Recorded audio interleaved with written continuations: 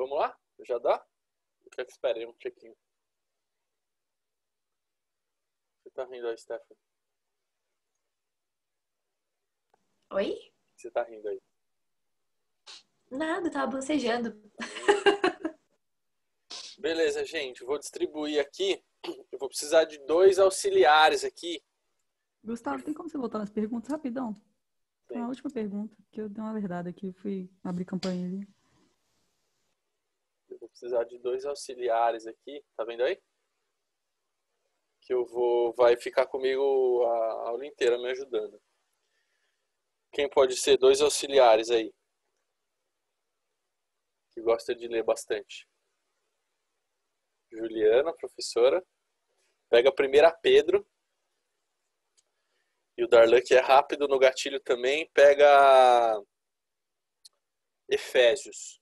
Vamos ler vários textos hoje. E os demais eu vou distribuir. A Aline lê para mim 2 Timóteo 3, versos 16 e 17. Stephanie, Salmo 107, verso 20. Gabriela, Tiago 1, 22. Grazi,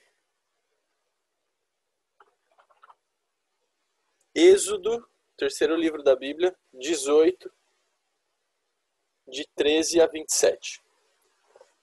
Bora lá então, pra gente acabar esse negócio aqui dentro do prazo estabelecido. Então, gente, a gente vem falando aí que Êxodo 13, 18 a...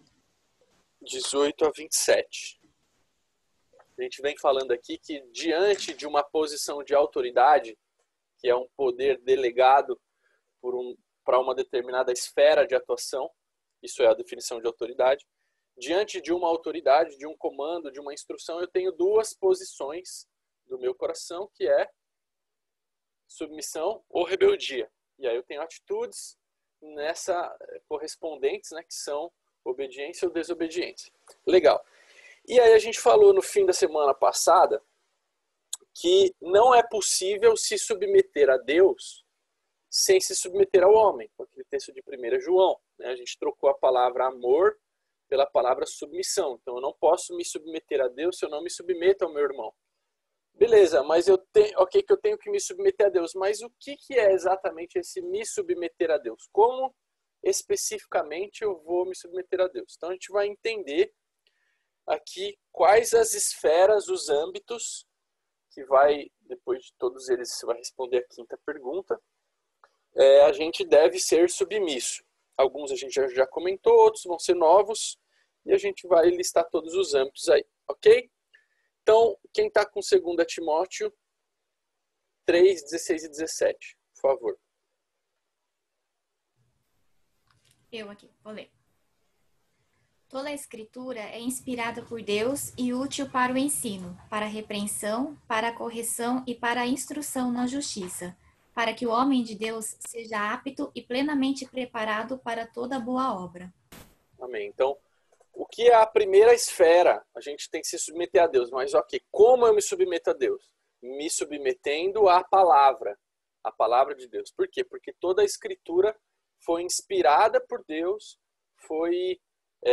o Espírito soprou no ouvido dos autores. É uma coisa tão incrível, porque são mais de 40 autores, que a gente não sabe ao certo quantos são, porque tem cartas que a gente não sabe quem escreveu, pode ser que seja o mesmo autor, pode ser que seja outro. Mais de 40 autores num delta T de mais de 1.500 anos, e a Bíblia não se contradiz, ela se complementa. Então, esses autores eles foram inspirados para escrever a vontade de Deus, a palavra de Deus, que é a vontade, a expressão da vontade de Deus, e por isso ela é boa para nos corrigir, nos ensinar, nos exortar e nos trazer direção. Então, a primeira forma em que eu me submeto a Deus é me submetendo à palavra, né? E o final desse verso vai dizer que o objetivo de Deus com a sua palavra era nos tornar perfeitos e habilitados para realizar boas obras. É isso que diz no final do texto que a Aline leu. Vamos ler também Salmo 107, 20, por favor. 107, 20, né? 20. No contrário.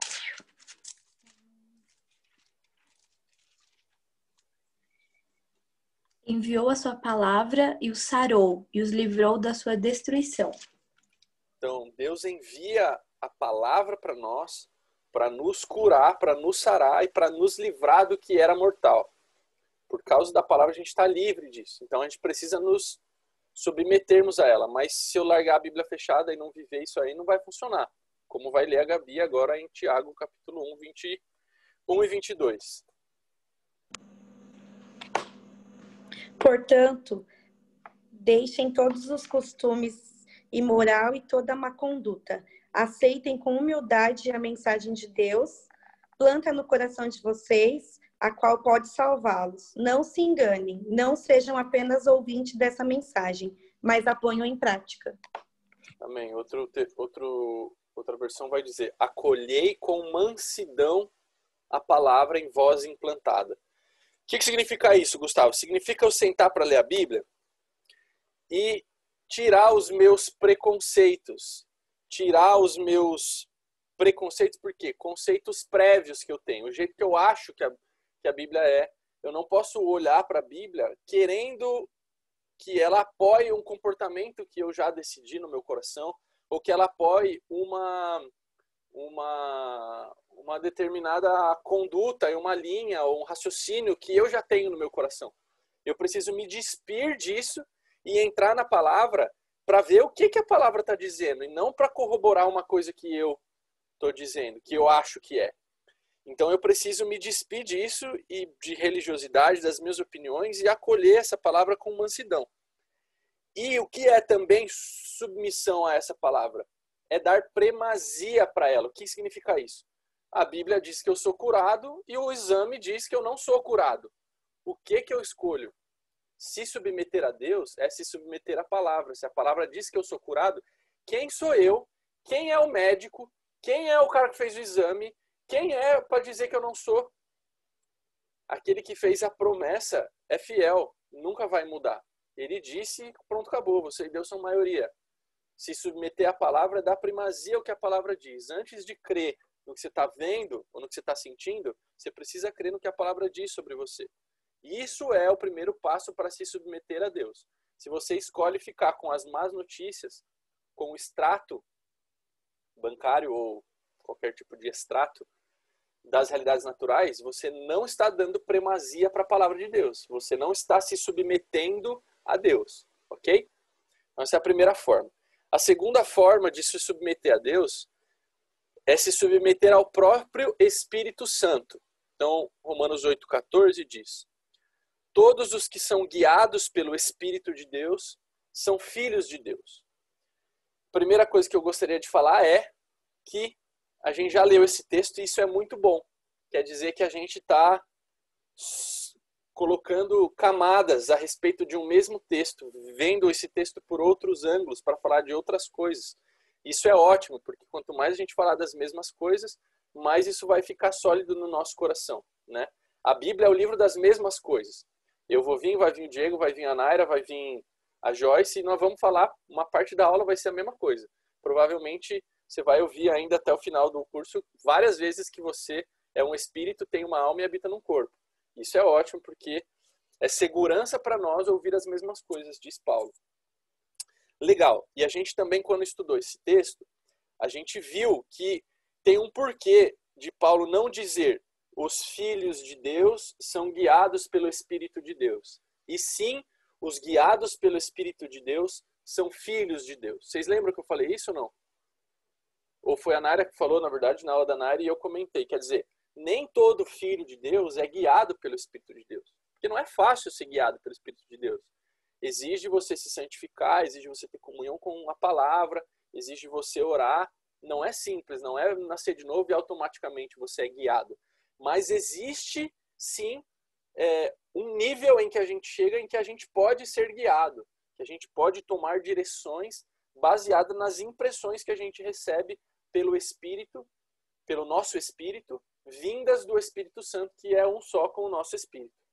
Então, nós podemos sim ser direcionados pelo Espírito. Quem já tem mais tempo de crente, como o Darlan, pode dizer que às vezes você sente uma inclinação para fazer uma coisa e ela é totalmente controlável. Você pode simplesmente dizer não vou fazer. E você pode simplesmente fazer. Então, se submeter à direção do Espírito Santo cabe a você. Por quê? Porque submissão é uma atitude voluntária do seu coração. Do mesmo jeito que você pode falar, puxa, Deus está falando que eu orar. Ah, eu não queria orar, cara, não queria orar, mas eu vou orar com medo. Também não é submissão, né? Porque aí você não está fazendo com o coração e está só obedecendo, né? Aí não é o que a gente viu que não se completa, aí é a hipocrisia. Mas amém. Então, amado, você que já tem essa experiência com Deus e sabe e consegue perceber quando é o Pai falando com você, quando é o Espírito te guiando, vai fazer alguma coisa, vai falar alguma coisa para alguém, atravessa a rua, faz tal coisa, fica mais 5 minutos aí, siga essas direções, se submeta às direções do Espírito Santo. Você que ainda não sente as direções do Espírito Santo, que você não consegue discernir, a palavra diz que o Espírito, a palavra diz que a palavra de Deus é aquilo que vai nos ajudar a separar juntas e medulas, espírito e alma.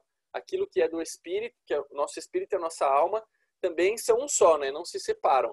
São duas coisas, mas elas estão amalgamadas. O que é que separa? Só pela palavra de Deus eu vou conseguir discernir se é uma vontade do meu coração ou se é uma inclinação do espírito. E aí existem algumas dicas, né? É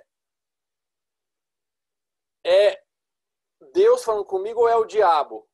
Então, o diabo nunca vai pedir para você ofertar na vida de ninguém. O diabo nunca vai pedir para você orar por ninguém. O diabo nunca vai pedir para você gastar tempo ouvindo um irmão seu. O diabo nunca vai pedir para você fazer nada que vá contra a sua carne. Sabe quando você fala, cara, eu queria ir embora, mas podia ficar aqui dando atenção mais para o meu irmão? Nossa, eu queria muito ir embora, mas eu vou passar na casa de fulano, porque fulano falou que estava triste hoje. Sempre que você tiver essa inclinação, pode ser sim que seja uma inclinação da sua alma ou do seu espírito humano, mas com certeza não é de Satanás. Isso já é um bom direcionamento, uma boa dica para a gente saber quando essas direções não são de Satanás. Então, e como que a gente vai aprender a entender, a discernir essa voz? Pela prática. Praticando. Recebeu uma impressão no espírito, obedece. Obedece. E às vezes não vai acontecer nada. Como uma vez até convidei ele, contratei ele para ser professor também, o Roger. Ele vai aparecer aqui logo mais. Ele falou, cara, uma vez eu estava na rua e eu senti no meu espírito bem forte, assim, atravessa a rua. Eu relutei um pouco e eu atravessei. E sabe o que aconteceu? Nada. E não tem que acontecer nada mesmo. Mas talvez, já que a gente pode pensar, nossa, aí veio um carro e bateu e entrou no meio do poste do lado que ele estava andando. Não, cara. Porque você está treinando o seu espírito. Você está treinando obedecer às instruções do Pai. Talvez ia acontecer alguma coisa, mas talvez não. Talvez era uma impressão para te treinar. Porque quando você precisar tirar da tua carteira todo o dinheiro que você tem e ofertar na vida de alguém, você vai estar apto para fazer isso porque você já treinou, você já desenvolveu a sua capacidade de discernir ao Pai. Ok? Isso aqui não tinha nada a ver com a aula, mas amém, era para alguém, com certeza. Então, legal, precisamos nos submeter ao Espírito Santo, em primeiro lugar a palavra, em segundo lugar ao Espírito Santo. Em terceiro lugar, nós precisamos nos submeter às autoridades terrenas, né? Tem um monte de autoridade aí terrena. Uma delas é as nossas autoridades civis, presidente, prefeito, né? Então vamos ler, quem está com 1 Pedro, lê para mim o capítulo 2, versos 13 e 14, por favor.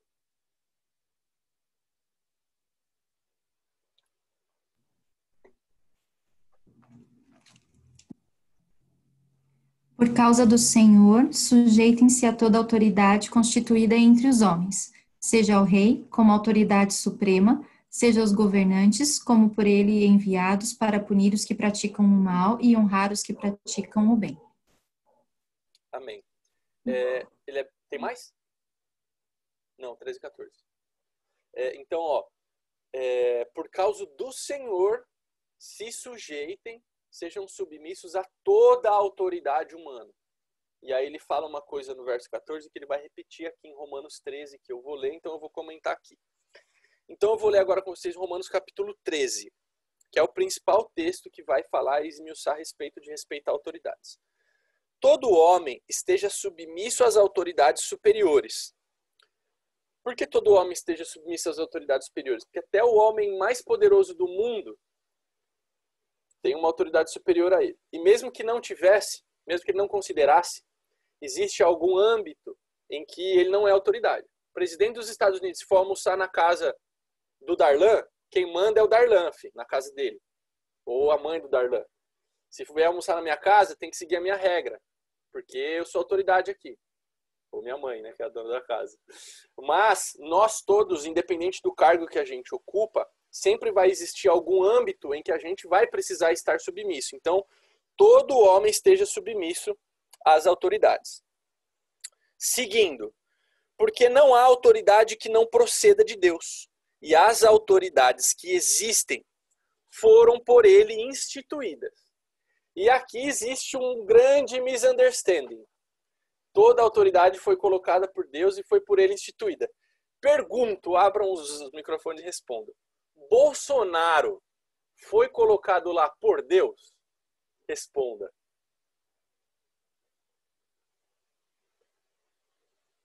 Sabe que tem como fazer votação. Eu vou aprender como é que faz, aí todo mundo vota no secreto e a gente vê o resultado aqui. Alguém quer arriscar? Bolsonaro foi colocado lá por Deus? Gu, eu vou falar, mas assim, é o tema que surgiu na escola, tá bom? E aí foi exatamente essa pergunta. E eu fiquei muito sem saber o que responder na hora. E eu disse assim, olha, quem elegeu o Bolsonaro foi o povo, ponto. Mas Deus permitiu. Então, a escolha do presidente foi do povo. Deus não votou, não tinha uma cédula assim, sabe? Ele não foi lá e votou. Mas ele permitiu, mas a escolha é do povo. E peguei a coisa e saí como se fosse qual é a hora do intervalo. E aí ficou tudo... Mas eu respondi assim. É isso. Deus não colocou o Bolsonaro lá. Porque Deus não tem dedo para votar. Deus não faz bagunça em... Como chama aquele negócio que a gente vota? Urna eletrônica. Deus não mexe nos votos. E Deus não impele ninguém para ir lá. Ninguém vai tomado pelo Espírito Santo ou xerecantana e vota lá. Não. Quem pôs Bolsonaro lá foi eu, você e os nossos conterrâneos brasileiros. Ok? Ok. Gustavo, então tem uma coisa errada aí, porque ele está falando que toda a autoridade foi colocada por ele. Então, pelo menos o cargo de presidente, o cargo de governador, o cargo, foi ele que pôs. Foi ele que inventou que tem presidente, governador, deputado, certo? Responda. Quem inventou foram nós também, lá em 1988, quando teve a reforma constituinte. Não sei se foi 88, mas foi. E as diretas já, e parará, e escolheu-se quem eram os poderes, escolheu-se a forma de votar. Deus não faz isso. Ele não tem nada a ver com isso. Gustavo, então, o que Deus tem a ver com o que Deus tem a ver? Você está falando aqui que ele pôs, ele que colocou aqui, ó, as autoridades foram por ele instituídas. O que significa isso? Se não é nem a pessoa e nem o cargo, o que é então que Deus pôs? Veja, Deus escolheu uma forma de manter a ordem chamada hierarquia. O que Deus escolhe é um embaixo do outro, uma pessoa com autoridade e outra submissa, para que a ordem seja mantida. Então, uma pessoa investida de autoridade para liderar e outras para se submeter. Isso é o que Deus estabeleceu e nada mais do que isso. Ok? Tanto é que Deus é a favor de hierarquia que o único lugar em que Deus tem perfeita influência para organizar chama-se anjos. E os anjos têm uma hierarquia. Então, Deus foi quem instituiu a hierarquia dos anjos. Gustavo, não estou convencido. Não tem problema, vou te convencer agora. Êxodo capítulo 18, de 13 a 27. Ô Aline, já abre para mim Atos 6, 1 a 7. Você tinha falado o contrário, o capítulo que é 18, né? Porque você tinha falado capítulo 13. Capítulo 18, de 13 a 27. Tá, beleza. Já abre em 1 Tessalonicenses 5, 12 e 13. Não, melhor. Abre em 1 Coríntios 16, 15 e 16. E Gabi abre em 1 Tessalonicenses 5, 12 e 13. Vai, Grazi, pode ler Êxodo 18, 13 a 27. Beleza. Governo colegiado. No dia seguinte, Moisés sentou-se para resolver os assuntos do povo. Peraí. Opa! É o Google Assistant Routine, de vez em quando ele me espiona. Desculpa. Governo colegiado. No dia seguinte, Moisés sentou-se para resolver os assuntos do povo, e todo o povo ia a ele, desde cedo até à noite. O sogro de Moisés, vendo tudo o que este fazia pelo povo, disse-lhe: O que fazes com o povo? Por que estás aí sentado sozinho, enquanto todo o povo vem a ti desde cedo até à noite? Moisés respondeu a seu sogro: O povo vem a mim para que eu consulte a Deus. Quando eles têm pleito, vem a mim para que eu resolva e lhes explique as leis e mandamentos de Deus. O sogro de Moisés lhe replicou: O que fazes não está certo. Tu e o povo que te acompanha estáis desfalecendo. A tarefa é muito pesada e não podes realizá-la sozinho.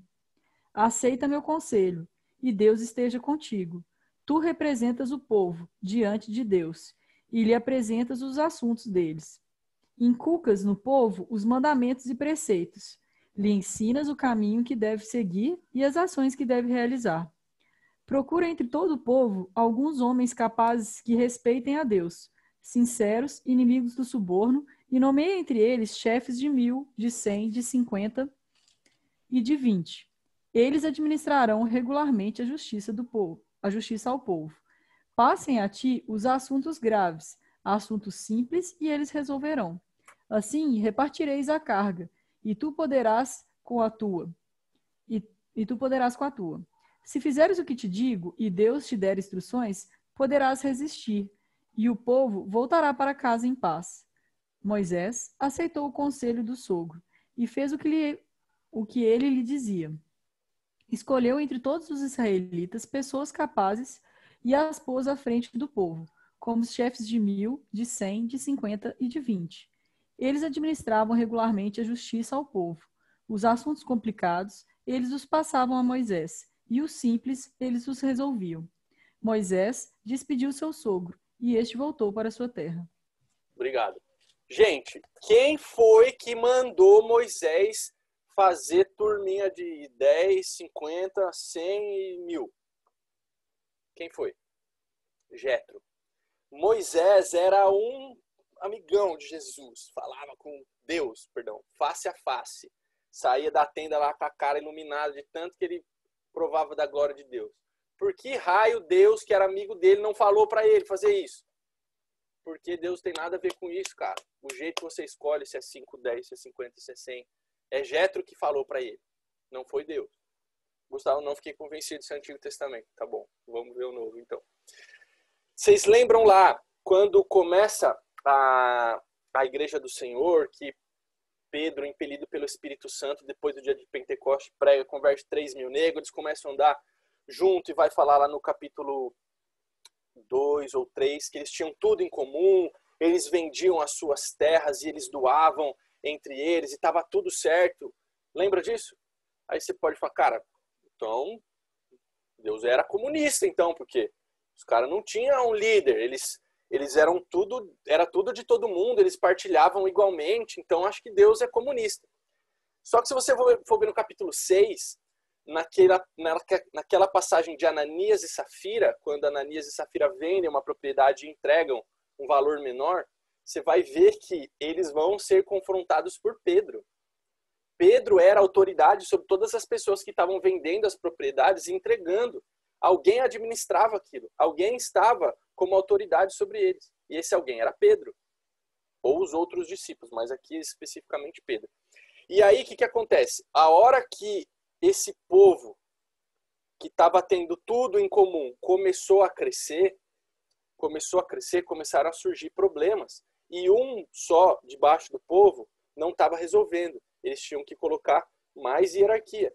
Agora, como essa hierarquia? Quantas pessoas? Vamos ver agora, a Aline vai ler para nós. Atos 6, de 1 a 7. Naqueles dias, crescendo o número de discípulos, os judeus de fala grega, entre eles, queixaram-se dos judeus de fala hebraica, porque suas viúvas estavam sendo esquecidas na distribuição diária de alimento. Por isso, os 12 reuniram todos os discípulos e disseram: não é certo negligenciarmos o ministério da palavra de Deus, a fim de servir as mesas. Irmãos, escolham entre vocês 7 homens de bom testemunho, cheios do Espírito e de sabedoria. Passaremos a eles essa tarefa e nos dedicaremos à oração e ao ministério da palavra. Tal proposta agradou a todos. Então escolheram Estevão, homem cheio de fé e do Espírito Santo, além de Filipe, Prócoro, Nicanor, Timon, Pármenas e Nicolau, um convertido ao judaísmo, proveniente de Antioquia. Apresentaram esses homens aos apóstolos, aos quais oraram e lhes impuseram as mãos. Assim, a palavra de Deus se espalhava. Crescia rapidamente o número de discípulos em Jerusalém e também um grande número de sacerdotes obedecia à fé. Amém. Quem foi que falou para eles que tinha que ser 7? Foi Deus. Quem foi que falou para eles quem iam ser esses 7? Foi Deus. Eles podiam até, é sabido que eles estavam impelidos pelo Espírito Santo, porque antes de Atos 2 eles lançavam sorte, jogavam a moeda para escolher, e depois não mais isso acontece. Eles escolhiam guiados pelo Espírito. Mas quem escolhia? Guiado pelo Espírito. Mas quem escolhia? Eram eles. Por que nessas duas ocasiões não foi Deus que falou? Bota assim, X pessoas, um em cima do outro. Não, cara, isso é coisa nossa, dos homens. Se eu quero ter um parlamento, se eu quero ter uma democracia presidencialista, isso cabe a nós decidir. O que para Deus precisa haver, o que Deus se agrada, é que tenha um com autoridade e outro submisso, para que ele possa manter a ordem. Amém? Ficou claro isso aí? Igreja primitiva era comunista? Não, senhor. Deus é a favor do comunismo? Muito menos. Ok? Bora. Eu vou continuar lendo então Romanos capítulo 13, tá? Que eu li o capítulo 1, eu vou seguir agora que tem mais algumas coisas para a gente ver aqui. Verso 2 diz assim: de modo que aquele que se opõe à autoridade resiste à ordenação de Deus, e os que resistem trarão sobre si mesmo condenação. Então, como, Gustavo, eu resisto a Deus? Basta resistir à autoridade. A gente viu lá que perante uma autoridade tem duas formas de me portar: submetendo ou me rebelando. Aquele que se rebela a Deus é soberbo, né? Tem a característica de soberba, mas ele resiste à autoridade. Rebeldia é resistir à autoridade. Como eu resisto à autoridade de Deus? Me resistindo às autoridades naturais que ele me colocou. Então, resistir a autoridades naturais é resistir a Deus. Verso 3. Porque os magistrados não são para temor quando se faz o bem, e sim quando se faz o mal. Queres tu não temeres a autoridade? Faz o bem e terás louvor dela. Visto que a autoridade é ministro de Deus para o teu bem. Entretanto, se fizeres mal, teme, porque não é sem motivo que ele traz a espada, pois o ministro de Deus, vingador para castigar o que pratica o mal. O que ele está falando aqui? Ele está falando assim, ó, velho, se você for andar certo, não tem problema se é Bolsonaro, se é Lula, o que é, filho? Você está guardado pelo Senhor. Essa autoridade que está lá em cima, ela vai beneficiar aqueles que andam certo. Então você fica tranquilo. Qualquer autoridade que for, você está sossegado. Agora, se você for fazer o mal, Deus, ele utiliza-se dessa instituição e dessa pessoa e desse cargo para também punir aquele que age mal. Deus castiga? Não, senhor. É você andar errado com as suas leis que vai trazer o castigo. Ele, mediante a autoridade e a legislação, ele traz a consequência fruto da sua escolha. Então não é ele que castiga, é você que escolheu o caminho. Para isso que fique bem claro. Mas o que ele está dizendo aqui é, a pessoa investida de autoridade, se você andar certinho, fica tranquila que ela é para te proteger. E para aqueles que andam mal, Deus se utiliza delas para fazer a justiça. Ok? Seguindo aqui para a gente terminar, só mais 3 versículos. Verso 5. É necessário que lhe estejais sujeitos, não somente por causa do temor da punição, mas por dever de consciência. Paulo vai falar isso em vários lugares, cara. Não se submeta apenas por medo, ou quando você está sendo observado, mas pela sua consciência, que você entendeu que é isso que é para ser feito. Por esse motivo também pagais tributo, porque são ministros de Deus, atendendo constantemente a esse serviço. Então o governador, quando está lá naquele cargo, ele é ministro de Deus para a nossa vida. Pagai a todos o que lhe é devido, a quem tributo, tributo, a quem imposto, imposto, a quem respeito, respeito, a quem honra, honra. Então, irmãos, porque tá caro o imposto eu vou sonegar? Eu não tenho nada com isso, velho. Eu tenho que fazer a minha parte. Deus vai me dar graça e vai me dar condição de permanecer fiel e pagar o que tem que ser pago. Então não é coisa de crente sonegar imposto e outras coisas mais, ok? Preciso avançar, senão a gente não acaba esse negócio aqui. Tudo certo até aqui? Ficou claro? Autoridades eclesiásticas não, autoridades civis. Beleza.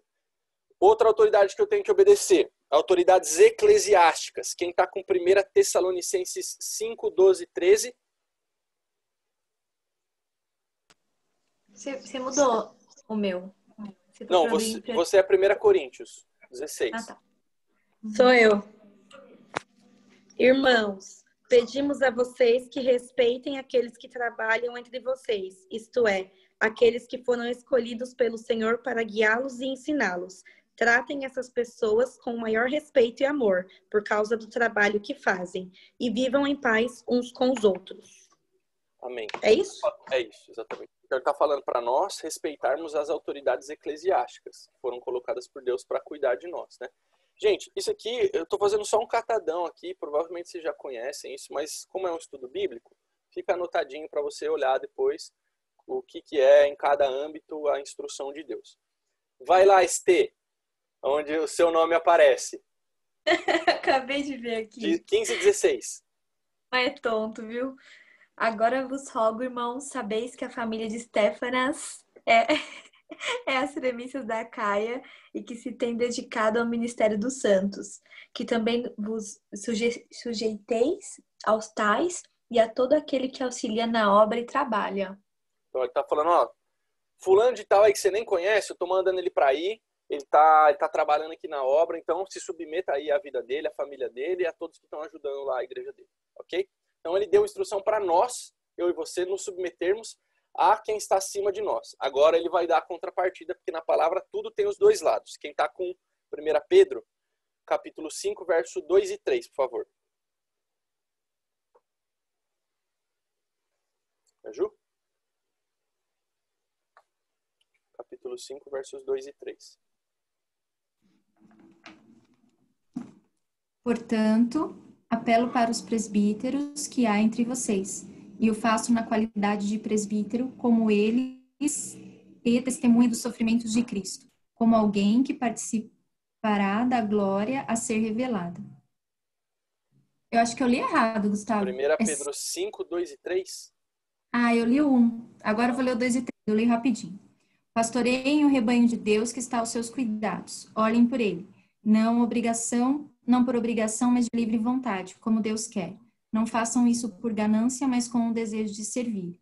Não hajam como dominadores dos que lhes foram confiados, mas com exemplos para o rebanho. Então, para quem está servindo, não faz isso pressionando os negros, mas faz isso com amor e dando exemplo com a sua própria vida. Amém. Fechamos autoridades eclesiásticas. Terceira autoridade que a gente precisa entender dentro do casamento. Alguém já pediu para alguém abrir Gênesis? Gênesis 2? Não, já acabou, né? Então vamos de novo. Aline, Gênesis 2. Aí o Darla que está com Efésios vai ler o capítulo 5, 22 a 27. E Ju que está com Pedro vai ler o capítulo 3, versos 1 e 2 e verso 7. Pararapapá. Estê pode abrir Gálatas 6, 1 e 2. E Grazi pode abrir 1 Samuel 24. Lá no começo da Bíblia. Vai ler versos 8 a 12. Beleza. Então, sobre o casamento. Gênesis 2, 18.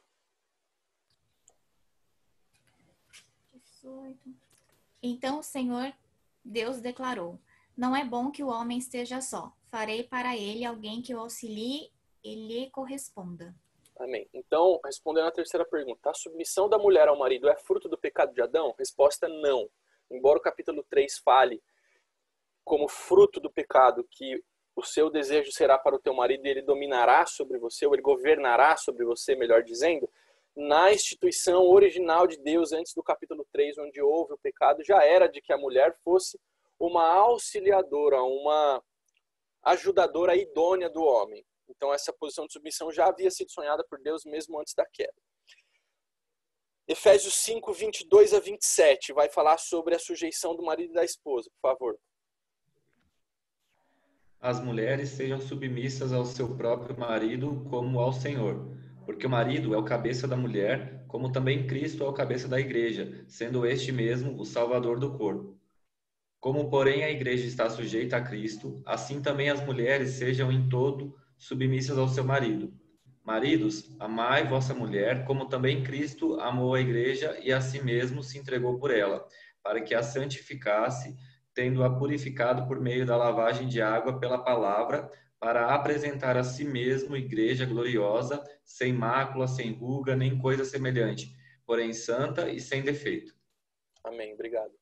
Então, cara, esse é um texto muito mal entendido, super discutido e tal. Como pode a mulher ser submissa ao homem e o homem só tem que amar a esposa? Eu te pergunto, é mais fácil ser submissa ao seu marido ou é mais fácil o homem amar a esposa? Sendo que o amor que o homem tem que ter para com a esposa é o amor que Cristo tem para com a igreja. Ou seja, se tiver que morrer, você tem que morrer por ela. A Bíblia não diz que a mulher tem que morrer para o marido, mas diz que o marido tem que morrer pela esposa. Então, é ou não é uma posição de cuidado, de proteção, em que o esposo está com relação à esposa? Eu acredito que é mais fácil se submeter nessa posição do que ter que dar a vida. Amém? Mas é um negócio super complicado de entender, não. É um conceito, porque quando se fala submissão, essa palavra já vem carregada de conceitos, né? Que eu acredito que a gente conseguiu levemente dar uma ressignificada nessa matéria. Ela já vem carregada de um conceito pejorativo, que não é isso que acontece. E vai ficar um pouco mais claro agora, quando a Ju for ler versos 1 e 2 e verso 7 do capítulo 3. Só quero fazer um comentário antes, eu não sei se você reparou a cara das meninas enquanto você estava falando, e o seu sorriso e o do dela assim, é mais difícil mesmo. E a gente assim, eu não reparei. Não, nossa, foi muito nítido assim para mim, as meninas assim, tipo, fácil amar, claro que não é mais fácil amar. E vocês assim, não, é porque a gente tem que morrer por elas, é só esse pequeno comentário, e depois a gente fala mais no final da aula, mas eu vou ler aqui. Não, velho, tô ansioso para dar minha vida por a minha esposa. Vamos ver. É que o problema com a gente aqui é essa palavra sujeição, né? Submissão, o minha tá sujeitai-vos, mas ela fala assim, ó. Do mesmo modo, mulheres, sujeite-se cada uma a seu marido, a fim de que, se ele não obedece à palavra, seja ganho sem palavras, pelo procedimento de sua mulher, observando a conduta honesta e respeitosa de vocês. Versículo 7. Do mesmo modo, vocês, maridos, sejam sábios no convívio com suas mulheres e tratem-nas com honra, como parte mais frágil e coerdeiras do dom da graça da vida, da forma que não sejam interrompidas as suas orações. Amém. Obrigado. Então, ó, veja lá. O verso 1 e 2 vai dizer, esposa, seja submissa ao seu marido, ainda que ele não ande certo com Deus. E é até bom, porque o seu testemunho vai fazer com que ele seja ganho para o Senhor, como muito bem praticou a esposa do Smith Wigglesworth, que eu falei para vocês na semana passada, né? Que ele não deixou ela ir para a igreja, ela ficou dormindo no mattress, lá no capacho, acordou e posso fazer seu almoço, seu café da manhã, e ele se converteu e depois ressuscitou um monte de gente e ganhou um monte de gente para Jesus. Ela estava vivendo esse texto aqui. Essa é a instrução para o marido, para a esposa. E para o marido, Paulo falou, lindão, para, velho, não é porque você é o cabeça que você vai agir sem discernimento, cara. É um vaso mais frágil, necessita de cuidado. Você precisa proteger, você precisa honrar, você precisa zelar, né? Você não vai oprimir, não vai mandar. Não, cara. Tenha discernimento, vai com calma, lindão. Entendeu? Então, Paulo explica isso bem claro. Para mim, acho que fica bem claro isso aí. Perguntas, dúvidas, tristezas, dissabores, meninas? Podemos seguir? E é interessante que esse verso, é a única referência em que a Bíblia faz de impedimento de orações. Outras vezes, todas que você fala, o pecado te afasta de Deus, ou não sei o que te afasta de Deus, falta de perdão te afasta de Deus. Cara, nada disso é literalmente bíblico. Nada disso é literalmente bíblico. A única coisa que diz que as orações podem ser impedidas é o trato do marido com a esposa. Por quê, gente? Porque a gente aprendeu na matéria de fé que a fé opera pelo amor. Então, se eu não andar em amor, a minha fé não funciona. Não adianta eu orar que não vai acontecer. Eu preciso andar em amor para que a minha fé seja operante. Então, não andar em amor não deixa que as minhas orações sejam respondidas, não é nem ouvidas, porque Deus é onisciente, ouvir ele sempre vai. Ok? Ficou claro isso ou não? Querem perguntar sobre isso que eu falei? Não? Tá tranquilo? Porque assim, o pecado afasta a gente de Deus. O pecado me afasta de Deus, do meu ponto de vista, mas Deus não se afasta de mim por causa do pecado. Então é discutível essa questão do pecado te afastar de Deus. Do seu ponto de vista, sim. Do ponto de vista de Deus, não. Até porque ele já sabia que você ia pecar, porque ele conhece o seu futuro. Então, quando eu pecar amanhã, ele já sabia o que eu ia fazer e ele se mantém na mesma posição, porque ele não muda. Amém? Legal. Próximo âmbito aqui. Estamos quase acabando, só que não. Efésios capítulo 6, de 2 a... Hoje eu vou passar uns 10 minutos para a gente conseguir acabar essa matéria, tá? Efésios capítulo 6, de 2 a 4. Darlan, pais e filhos, rapidamente. Um outro âmbito. Honra a teu pai e a tua mãe, que é o primeiro mandamento com promessa, para que te vá bem e sejas de longa vida sobre a terra. E não fala... 4 também? 4. E vós, pais, não provoqueis vossos filhos à ira, mas criai-os na disciplina e na admoestação do Senhor. Pronto, pode ler agora o capítulo 6, versos 5 a 9. Então, ó, já mudamos aqui, estamos falando de pais, e ele trouxe o bilateral. Filhos façam isso, pais façam isso, ok? Não trouxe mais, tem mais, mas a gente já está azul de saber desse assunto. Agora sobre os chefes, a outra autoridade civil, os nossos chefes no trabalho, no nosso trabalho secular. Versos 5 a 9.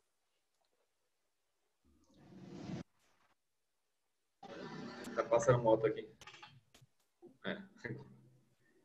Quanto a vós outros servos, obedecei a vosso Senhor segundo a carne, com temor e tremor, na sinceridade do vosso coração, como a Cristo, não servindo à vista, como para agradar a homens, mas como servos de Cristo, fazendo de coração a vontade de Deus, servindo de boa vontade como ao Senhor e não como a homens, certos de que cada um, se fizer alguma coisa boa, receberá isso outra vez do Senhor, quer seja servo, quer livre. E vós, senhores, de igual modo procedei para com eles, deixando as ameaças, sabendo que o Senhor, tanto deles como vosso, está nos céus e para com ele não há acepção de pessoas. Amém. Então ele fala aí, o Ju, abre capítulo 2, agora versos 18 e 19. Então ele fala aqui, de novo, os dois lados, para o senhor e para o servo, né? Mas num âmbito profissional, e ele fala, muito interessante para nós quando estamos trabalhando, não faça por vista. Não é porque o seu chefe está olhando que você vai fazer. Isso para nós é super atual, né? O chefe não está olhando, eu estou lá no Instagram, o chefe chega, eu minimizo a página, né? A Bíblia, 2000 anos atrás, já estava falando disso aí, para a gente não fazer. E fala também para nós, ó, não trabalhe como que para esse cara aí que é o teu chefe, mas trabalhe como que para o Senhor, porque quem vai pagar é Ele. Ele é que é fiel. Ele, se você se esmerar em fazer o seu trabalho de forma correta, mesmo que você perca o emprego, é porque vai abrir uma outra porta melhor para você. Ele tem como te suprir, o seu chefe não tem. Se a empresa quebrar, você se lasca. Faz certinho que o pai é quem vai te suprir. Mais um verso, o 18 e 19 do capítulo 2 de Pedro.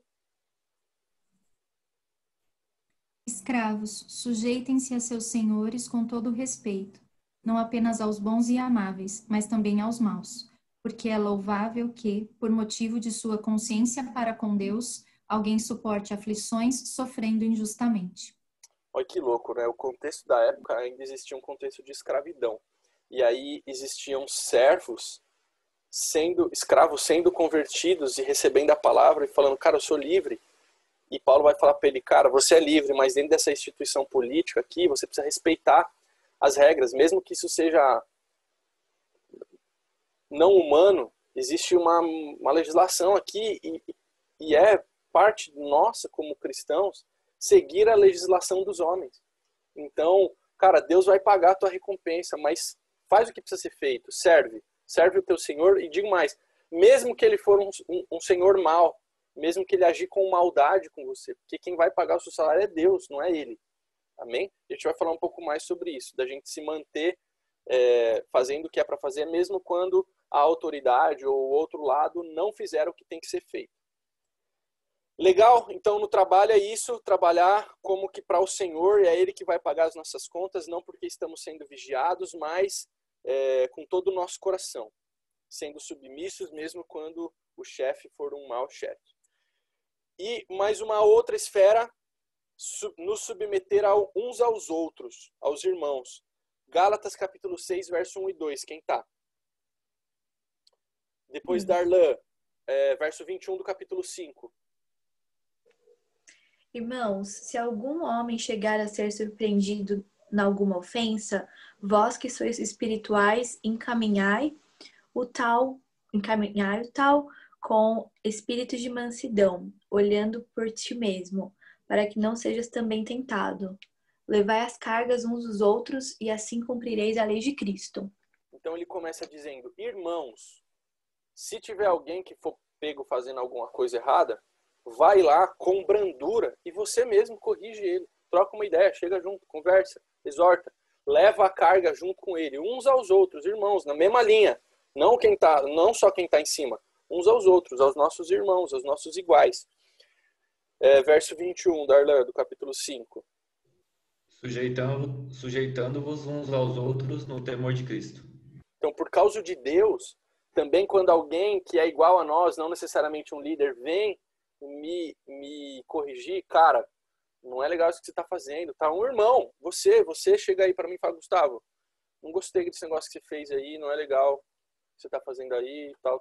Amém, eu preciso me sujeitar a você, eu preciso me sujeitar aos meus irmãos, que a gente se sujeita uns aos outros. Amém? Então aqui nós fechamos a pergunta 5, que é os âmbitos. Então o âmbito, se submeter a Deus, que é a sua palavra e ao Espírito Santo, se submeter já subi com o meu papel aqui, se submeter às autoridades civis, se submeter aos meus pais, se submeter aos meus pastores, me submeter dentro do casamento, mas eu que não estou ainda num casamento, me submeter ao meu chefe e ainda uma sexta, me submeter aos meus irmãos, uns aos outros, ok? Legal, gente. Então agora a gente vai ler um exemplo. Oi. Essas daí você podia depois mandar pra gente no grupo? Não, eu vou mandar tudo. Não deu tempo de anotar todos não, só pra não perder o resumo aqui. Vou mandar tudo. Vamos ler agora um exemplo de como que é essa questão da submissão. Então, perceba, as instruções de Deus a respeito das autoridades são bilaterais sempre. Sempre dá uma instrução para o servo e para o líder, para o pastor e para a ovelha. São bilaterais, mas mesmo que o outro lado não haja do jeito que Deus está instruindo, eu preciso fazer a minha parte. Ok? Por quê? Porque a Bíblia manda a gente ser imitadores de Cristo. E Cristo é fiel mesmo quando eu e você não permanecemos fiel, não é isso? Então, mesmo que a outra parte esteja falhando, eu e você precisamos nos manter fazendo o que a gente sabe que precisa fazer. E aí a Grazi vai ler para nós, do verso 8 ao verso 12, para a gente ver um exemplo disso no rei Davi.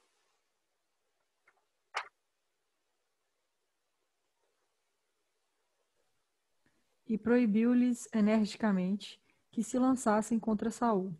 Mas ele se levantou... Deixa eu só dar uma contextualização. Não sei se vocês conhecem. Saul estava perseguindo Davi. Davi só estava fugindo o tempo inteiro. Deus levou Davi a uma determinada caverna e Saul estava lá fazendo cocô, aliviando o ventre, ele disse.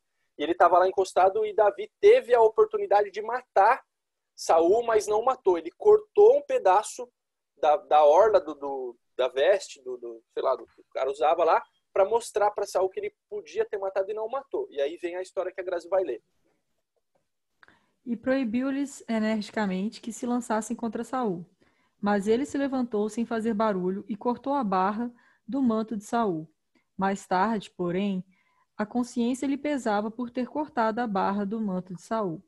Quando Saul saiu da caverna e continuou seu caminho, Davi levantou-se, saiu da caverna atrás de Saul e gritou-lhe: Majestade! Saul voltou-se para ver, e Davi prostrou-se com o rosto por terra, prestando-lhe vassalagem. Disse-lhe: Por que dás ouvidos ao que o povo diz? Que Davi procura tua ruína? Vê hoje, estás vendo com teus próprios olhos. O Senhor te havia posto em meu poder, dentro da caverna. Disseram-me para matar-te, mas eu te respeitei. E disse que não estenderia a mão contra meu senhor, porque és o ungido do Senhor. Meu pai, vê em minha mão a barra do teu manto. Se cortei a barra do teu manto e não te matei, percebes que minhas mãos não estão manchadas de maldade, nem de traição, nem de ofensa contra ti, ao passo que tu me espreitas para matar-me. Amém. Então, algumas atitudes que ele teve aí que a gente estudou. Ele não matou a Saul mesmo tendo oportunidade, porque ele sabia que resistir a Saul era resistir a Deus, porque Saul ainda era uma autoridade investida, tanto que ele disse: não vou tocar no ungido do Senhor, né? Outra coisa, olha como ele usa palavras cordatas quando ele vai se referir a Saul. Meu Senhor, e abaixou a cabeça com o rosto em terra, se prostrou, em sinal de submissão à autoridade que Saul estava investido naquele momento, enquanto rei ainda. Ele disse a Saul: não há em mim mal e nem rebeldia. A gente aprendeu que não podemos andar em rebeldia. Saul disse isso. Cara, não tem rebeldia em mim. E por último ele falou: o Senhor pode me vingar, o Senhor vai me vingar, mas das minhas mãos, mas a minha mão não será contra ti. Então ele sabia que a justiça vinha do Senhor, mas que não cabia a ele fazer essa justiça. Não cabia a ele matar ao Senhor. Ele sabia que uma hora o Senhor ia se manifestar, e ele já tinha sido ungido rei, uma hora ia se manifestar esse cargo, essa autoridade na vida dele, mas não era ele que ia lá e fazer pelas próprias mãos acontecer, ok? Gente, eu tenho mais um assunto aqui, que é a cultura da honra. Eu preciso de mais uns 10 minutos, velho. Dá pra ir? Se alguém quiser sair, fica à vontade, tá? Depois assiste a gravação. Então vamos lá. Ju, 1 Pedro 2,17, por favor. Vou passar os próximos aqui. Aline, Mateus 10, 40 a 42. Stephanie, Romanos 10, 12, por favor. Pode ler, Ju. Tratem a todos com o devido respeito. Amem os irmãos, temam a Deus e honrem o rei. Outra versão vai dizer: tratem a todos com honra. Então esse é o último assunto rápido que a gente vai tratar na matéria cultura do reino, que é essa cultura de honra que existe dentro de nós. O que é isso? Honrar a todos, temer a Deus, honrar ao rei, mas honrar a todos. O que é isso, honrar a todos? Honrar é valorizar, exaltar as qualidades, elogiar, promover, investir tempo, investir recursos financeiros, reconhecer, ser grato. Aqui eu falei algumas evidências da honra, mas a honra, assim como a submissão, é uma posição do coração, que é evidenciada por atitudes. Então aqui, dessas que eu falei, algumas já são evidências da honra, né? As mesmas atitudes, quando esvaziadas de honra no coração, tornam-se bajulação. Então eu valorizar, eu elogiar, eu promover, eu reconhecer, eu falar que eu sou grato, quando o meu coração está esvaziado desse sentimento, não é honra, é bajulação. E isso Deus não se agrada. Mas com honra, sim. O que diz Mateus 10, 40 a 42?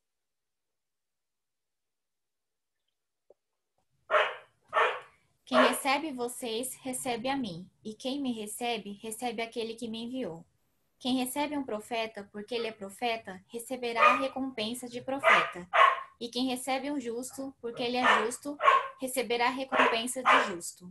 E se alguém der, mesmo que seja apenas um copo de água fria, a um destes pequeninos, porque ele é meu discípulo, eu lhes asseguro que não perderá a sua recompensa. Amém. Então veja, quem era o profeta? O profeta era a autoridade máxima na igreja. Não existia pastor, não existia evangelista, não existia apóstolo.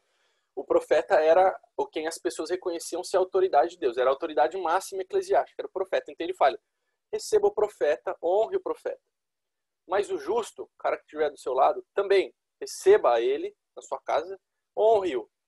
E se algum dos pequeninos, uma pessoa na rua está precisando, sei lá, alguém que não tem, nem sequer está no seu nível, mas sei lá, está pedindo alguma coisa a você, ou é um liderado seu, qualquer coisa, honre-o também. Então esse texto vai dizer, honra a sua autoridade, honra os seus irmãos e honra também os seus liderados. A gente já falou bastante sobre isso, né? De que um servo não é necessariamente aquele que está embaixo, mas eu posso ser um líder e ser servo, eu posso ser um líder e ser humilde, e quanto mais humildade eu tiver no meu coração, mais Deus vai me promover, porque eu vou conseguir servir mais gente, né? Então, o que ele está dizendo aqui, honre os profetas, honre os justos e honre os pequeninos. Então, os três âmbitos aí. E o que significa, então, o que é honrar um pequenino? O que é honrar uma pessoa? Talvez uma pessoa que está começando na fé, então como é que você honra? Mentoreando essa pessoa, discipulando essa pessoa, doando o seu tempo para ouvir essa pessoa, ou doando até mesmo o seu dinheiro a esta pessoa para promovê-la, porque você quer o bem dela, porque você quer que ela cresça, que ela se desenvolva, ok? E Romanos 12:10, por favor. Romanos 12:10. Amai-vos cordialmente uns aos outros com amor fraternal, preferindo-vos em honra uns aos outros. Mais uma vez, honrem uns aos outros. E mais do que isso, prefiram uns aos outros em honra. Porque eu honro o meu irmão, eu dou preferência a ele do que a mim. O que significa isso? Como é que é isso? Então, eu peguei alguns exemplos aqui, porque eu estou tentando ser um professor melhor e trazer mais exemplos. Então, por exemplo, eu estou lá num casamento e eu cheguei mais cedo e eu peguei um lugar bom. E aí sobrou um lugar do meu lado e chegou um casal atrasado e eu estou sozinho. Aí eu falo, senta aqui, eu vou sentar lá atrás. Eu cheguei mais cedo na faculdade. Diz que tem uma universidade, não sei que país, que é Suécia, não sei. Quem chega mais cedo para mais longe. Porque quem chega mais tarde está mais atrasado, para não se atrasar para a aula, vai parar na porta da escola. No Brasil não é assim, né? Então o que eu faço? Eu cedo o meu lugar. Eu vou pegar carona com alguém? Não, cara, vai você na frente, que na frente é mais confortável, pode deixar que eu vou atrás. Tá lá comendo um bife lá em família? Pega esse bifinho aqui, que esse bifinho tá mais bonito, tá maior. Prefiram uns aos outros em honra. Então ceda o seu lugar, dê o bife maior, dê a fatia maior de pizza, o sorvete que está mais bonito. Dê preferência ao outro. Ok? Gostaram dos meus exemplos? Obrigado. E uma coisa que que é claro assim na igreja. Vocativo. Quando eu estava no mundo, que eu vivia mais meus amigos do mundo e tal, era normal chamar os outros assim, ô burro, ô idiota, ô estúpido, ô imbecil, ô cavalo. Só nome pejorativo. Talvez a Juliana passe por isso na escola. As pessoas se tratam assim. Ô burro. Eu fazia isso porque eu achava engraçado fazer isso. Eu fazia isso, cara. Juro. E quando na igreja você vê as pessoas chamam você o quê? Ô bênção, ô varão, ô lindão, ô abençoado, ô valoroso, ô homem de Deus. Até no vocativo você amado da pessoa, amado, ô querido. Às vezes as pessoas acham que a gente está com, como chama? Com, a palavra veio e foi embora. Com, não é desdém, quando você fala, ai querido, parece que você está tirando a cara da pessoa. falsa. forçando. Parece que você tá falso porque a gente tem mania de chamar os outros de querido, né? Me chamou de querida, não sei o que. Eu já vi falando isso. Então, a gente, nessa cultura de honra, a gente elogia as pessoas até no vocativo. Ô, bênção, vem aqui, varão, lindo. Eu chamo, o pessoal de Bauru se chama de lindão. Ô, lindão, ô, lindona. Até entre as mulheres. Oi, lindona, que saudade que eu tava de você, sem malícia, numa boa. Porque a gente prefere uns aos outros em honra. A gente elogia e com isso eu encerro a minha aula, 12 minutos atrasado. 2 frases para você lembrar da matéria e dar risada. Eu adaptei porque tem mais mulheres na aula, tá? Soberba é igual unha. Sempre tá crescendo, precisa cortar e lixar. Outra palavra, outra frase. Soberba é igual mau hálito. Todo mundo sabe que você tem, só você é que pensa que não tem. Cabo de Ferro Gustavo 2020. Então, as 2 foram da aula, na verdade, estava anotado no meu caderno do Rema. Mas é legal porque a gente dá uma descontraída e ajuda a lembrar, né? Porque soberba é natural do homem caído, né? Do velho homem. Então, realmente a gente sempre tem que estar atento a isso.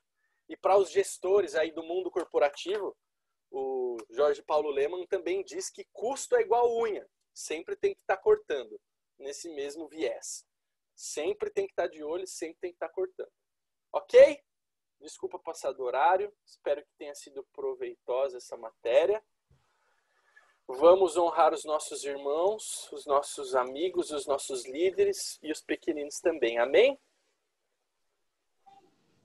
Amém. Obrigada. De nada. Teremos uma aula maravilhosa, muito gostosa. Estou morrendo de saudade da Joyce. Amo de coração essa mulher. Muito tempo que eu não vejo ela, vai ser muito legal, vai ser muito bom. É isso. Perguntas, vocês perguntem ou então me mandem depois. Fale agora ou fale depois. Um complemento. Acho que essa matéria é gostosa, né? De estudar, ela é bem leve, né? É boa. Eu fiquei pensando no exemplo do casamento.